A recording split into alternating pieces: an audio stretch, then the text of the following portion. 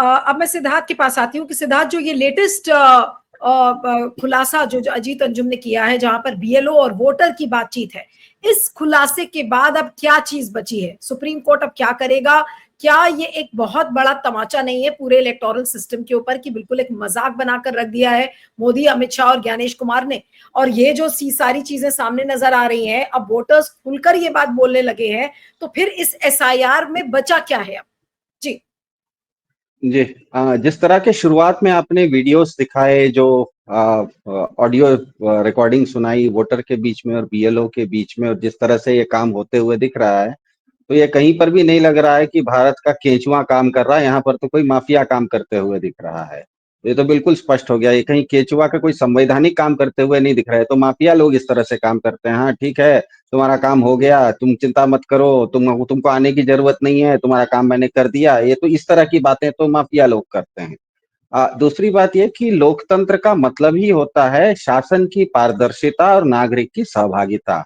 और पिछले 15 मिनट में अरुण सर ने बहुत अच्छे से नागरिकों को बढ़िया से सिलसिलेवार तरीके से बता दिया है कि सहभागिता वो कैसे कर सकते हैं। क्योंकि शासन की तरफ से तो बिल्कुल स्पष्ट है कि उसकी ओर से तो कोई पारदर्शिता नहीं रही। ये जो पूरा का पूरा केंचुआ का सर नाम का एसआईआर नाम का जो बेसिर पैर की कवायद है, वो असंवैधानिक भी है और असंभव भी है। असंवैधानिक कैसे है? दो कारण से असंवैधानिक है। पहला ये कि केचुआ के पास एसआईआर नाम की कवायद करने की कोई कानूनी मंजूरी नहीं है। कोई भी संवैधानिक इकाई होती है, वो कोई काम करती है, तो उसके पास कहीं ना कहीं कानून में बैकिंग रहता है कि मैं ये काम कर सकता हूं। जैसे कोई डॉक्टर है, वो सर्जन है, तो उसके पास सर्टिफिकेट है, इसीलिए वो सर्जरी कर सकता है। मेरा ड्राइवर सर्जरी नहीं कर सकता, ड्राइवर को ड्राइवरी करनी पड़ेगी क्योंकि उसके पास सर्जन का सर्टिफिकेट नहीं है। तो चुनाव आयोग के पास एसआईआर नाम की कोई प्रक्रिया करने का किसी भी तरह का उसके पास कानूनी मंजूरी नहीं है। इसीलिए पहला कारण है वो असंवैधानिक है। दूसरा ये कि कोई नागरिक पैदा होते ही वो नागरिक बन जाता है, उसको अपनी नागरिकता कहीं सिद्ध नहीं करनी होती। मैं पैदा होते समय ना साथ में आधार कार्ड या वोटर कार्ड लेके पैदा नहीं हुआ था, मैं सिर्फ पैदा हो गया था। मेरे पैदा होते ही मैं भारत का नागरिक बन जाता हूं। किसी अन्य की, किसी तीसरे पार्टी की मान्यता की जरूरत नहीं होती है। जैसे भारत ने तालिबान को मान्यता नहीं दी है, इसका क्या मतलब है कि तालिबान है ही नहीं क्या? भारत ने मान्यता नहीं दी है, लेकिन तालिबान भी है, अफगानिस्तान भी है, वहां लोग भी रहते हैं, वो एक देश भी है। हम मान्यता नहीं दे रहे हैं, अलग बात है।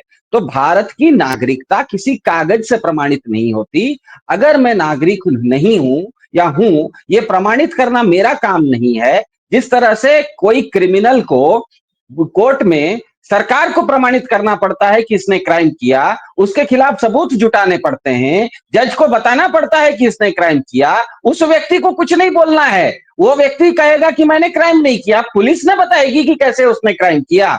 तो भारत में अगर कोई नागरिक नहीं है, बांग्लादेश से बहुत सारे घुसपैठिए बिहार में आ गए हैं, तो घुसपैठिए आए हैं तो घुसपैठिए का खोजने का काम पुलिस का है। मैं क्यों बताऊं कि मैं घुसपैठिया नहीं हूं? मेरे ऊपर कहां सवाल उठा है?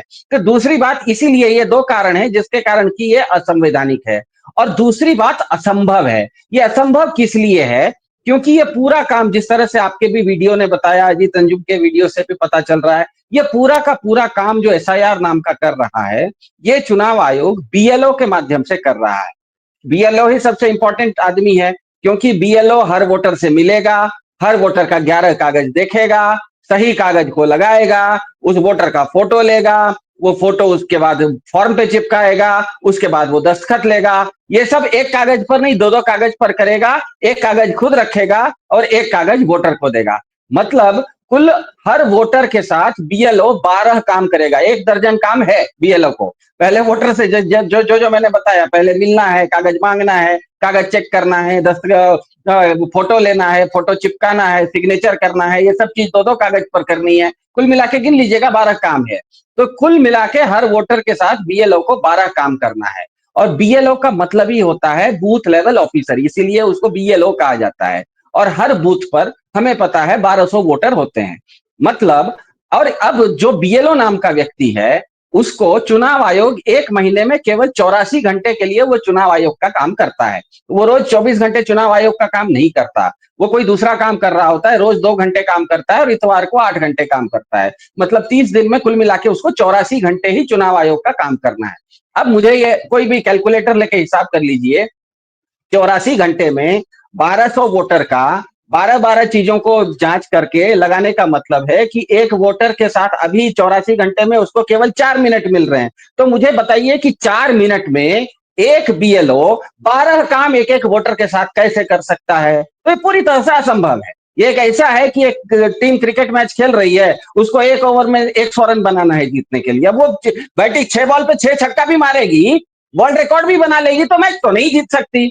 तो ये एक असंभव काम उन्होंने बीएलओ को देके रखा है। इसीलिए मैंने कहा कि असंवैधानिक भी है, असंभव भी है। अब क्योंकि ये असंभव है, इसीलिए ऊपर से बीएलओ के ऊपर प्रेशर आ गया है कि ये काम किसी तरह क्योंकि पूरा करना है। सिद्धार्थ, अब क्या कहा जाए? अंत में अंतिम कमेंट में आपसे लूंगी। इस पूरे प्रक्रिया तरीके से हो रही है, क्या बिहार चुनाव के तारीखों की घोषणा से पहले ही बिहार के चुनाव का खेल खत्म हो गया है तरीके से?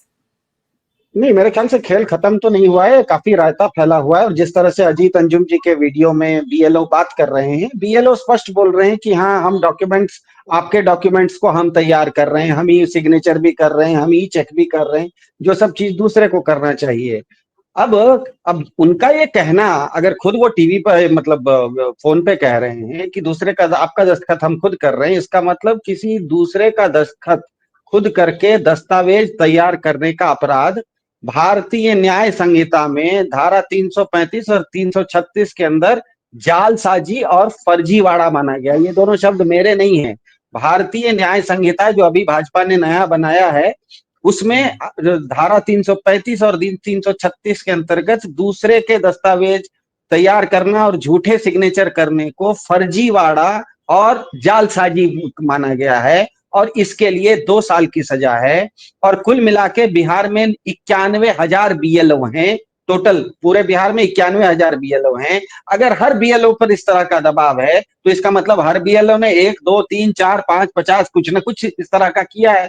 तो मेरे ख्याल से जिस तरह से इन्होंने, अरुण सर ने कहा कि जो नागरिक हैं जिनके पास टेक्नोलॉजी की जानकारी है, वो इस्तेमाल करके इसको इस तरह की शिकायत तैयार करें। साथ में राजनीतिक दलों के ऊपर भी अब ये जिम्मेदारी है विपक्ष की कि वो अपने लोगों को क्या कहते हैं, अपने वॉलंटियर्स को तैयार करें, अपने कार्यकर्ताओं को, और हर बूथ में 4-5 लोग जो कहें कि भैया मैंने तो किया नहीं है, देखो मेरा नाम आ गया है, उसका सिग्नेचर लेके ये शिकायत दर्ज करें। और ये शिकायत ध्यान में रखिएगा, ये कहीं चुनाव आयोग के पास शिकायत डालने की जरूरत नहीं है। आपके गांव में जो थाना है ना, उसी थाने में आपको शिकायत देनी है। ये थाना, ये शिकायत दर्ज करने के लिए कहीं आपको दिल्ली जाने की जरूरत नहीं है, कहीं आपको पटना जाने की जरूरत नहीं है, कोई चुनाव आयोग के पास जाने की जरूरत नहीं है, कोई सुप्रीम कोर्ट जाने की जरूरत नहीं है।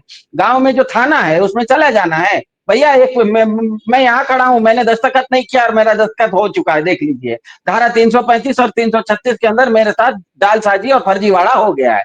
इतना भी अगर कर देते हैं, 91,000 कुल मिला के बीएलओ हैं, अगर हर बीएलओ पर जिस तरह से दिखा रहे हैं उसी तरह का, एक ही तरह का दबाव है, तो इसका मतलब हर बीएलओ ने जाने अनजाने 1, 2, 5, 25 इस तरह के काम किए हैं। और अगर विपक्षी राजनीतिक दल इसमें पूरी जोर शोर से जो तरीका, जो प्रोसेस अरुण जी ने समझाया है कि इस वेबसाइट पर जाना, इस वेबसाइट पे चेक करना है, अगर अपने अपने कार्यकर्ताओं को कह के एक एक बूथ से 10-10 लोगों का भी पता लगवा लिया, और वो 10 लोगों का काम वो पार्टी के कार्यकर्ता मिलके, लोगों के साथ मिलके अगर बगल के थाने में जाके एक लिखित में लिख के आ भी गए, तो उतने में तो पूरा खेल खत्म हो जाएगा, उतने में पूरा खेल खत्म हो जाएगा। इसीलिए मेरा मानना है कि एसआईआर जो है, एसआईआर जो है, ये असंवैधानिक तो है ही, असंभव भी है, दोनों है।